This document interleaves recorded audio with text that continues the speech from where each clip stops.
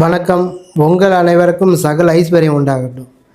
இன்றைக்கி நீங்கள் எதை பற்றி தெரிஞ்சுக்க போகிறீங்கன்னா, நீங்கள் நினைத்த காரியம் நடக்க என்ன செய்யலாம், அதை பற்றி தான் பார்க்க போகிறோம்.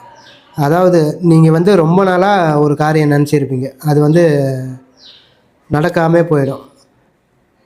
ஒரு வீடு வாங்கணும்னு நினைப்பீங்க, இல்லை ஒரு கார் வாங்கணும்னு நினைப்பீங்க, இல்லை ஒரு கல்யாண நிகழ்ச்சி, ஒரு திருமணம் பண்ணணும், இல்லை ஒரு சுப நிகழ்ச்சி நம்ம வீட்டில் நடக்கணும், இல்லை நம்மளுக்கு ஏதாவது ஒரு பொருள் வாங்கணும். ஏகப்பட்ட ஆசை வச்சுருப்பீங்க.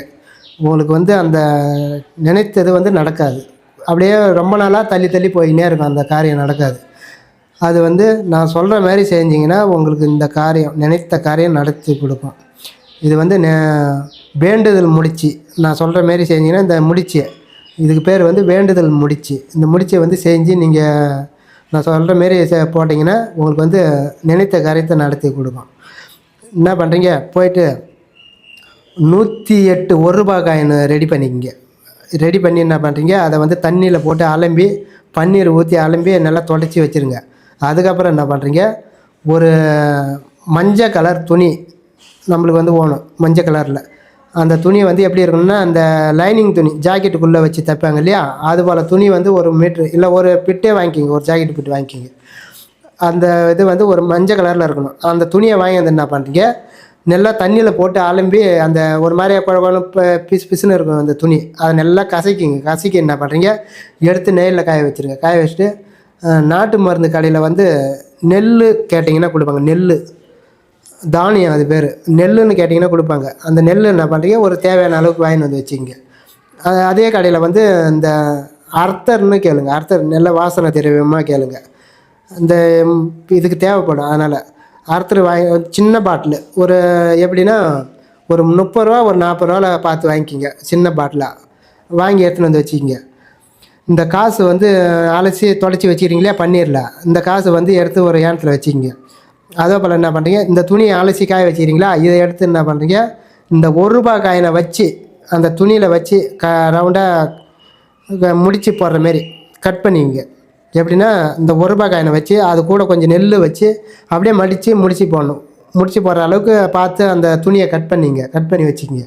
கட் பண்ணி வச்சுன்னா அதே போல் எல்லா துணியும் 108 துணி அந்த 108 1 ரூபா காயினை வச்சு கட்டணும் இல்லையா, அந்த அளவுக்கு எல்லாத்தையுமே கட் பண்ணி வச்சுக்கிங்க. துணியை என்ன பண்ணுறீங்க, அந்த துணி மேலே 1 ரூபா காயினை ஃபஸ்ட்டு வச்சுங்க. அதுக்கப்புறம் என்ன பண்ணுறீங்க, கொஞ்சோண்டு நெல் எடுத்து அதில் வச்சுங்க. வச்சு அப்படியே மடித்து ஒரு முடி போட்டுங்க. முடிச்சு போட்டு என்ன பண்ணுறீங்க வச்சுருங்க. அதே போல் எல்லாத்தையுமே அது போல் கட்டி வச்சுருங்க.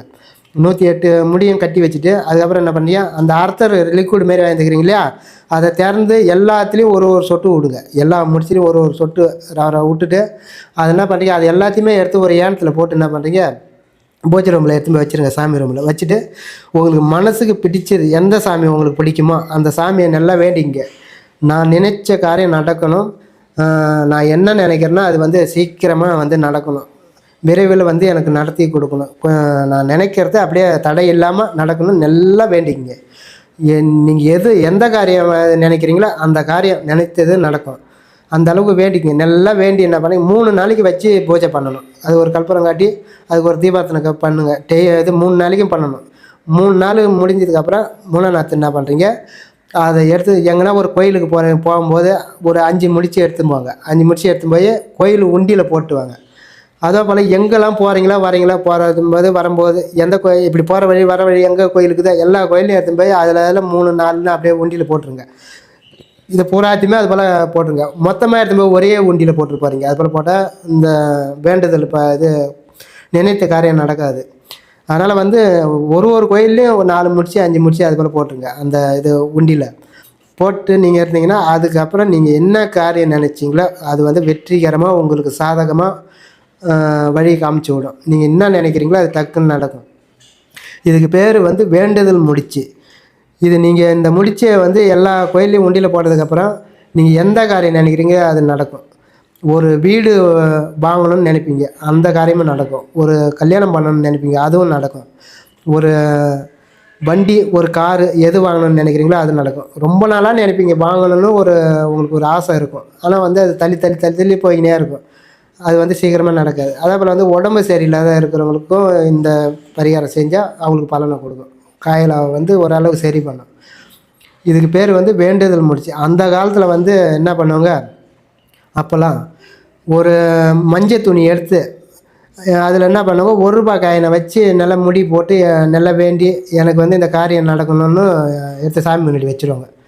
வச்சாங்கன்னா அந்த காரியம் நடந்து முடிஞ்சதுன்னா அதை எடுத்து போய் சாமிக்கு எதாவது செலவு பண்ணுவாங்க, இல்லை உண்டியில் போட்டுருவாங்க, காணிக்காய் போட்டுருவாங்க. அதுபோல் வந்து அந்த காலத்தில் செஞ்சுது. இதுவும் நீங்கள் இப்படி செஞ்சாலும் இன்னும் நீங்கள் நினைத்த காரியத்தை நடத்தி கொடுக்கும். அதனால் நான் சொன்னபடி செஞ்சு உங்களுடைய வாழ்க்கையில் வளம் பெற்று நலம் பாருங்கள். நன்றி, வணக்கம்.